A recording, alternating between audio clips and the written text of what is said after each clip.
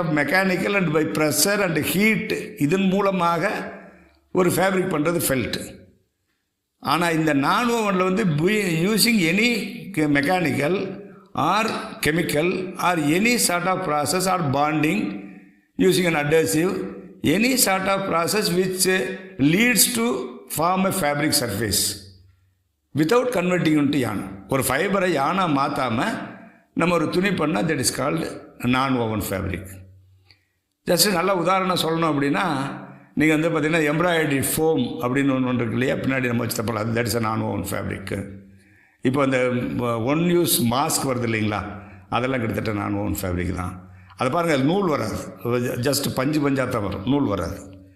Because it's totally பார்த்திங்கன்னா ஃபைபராலேயே பண்ணுறது.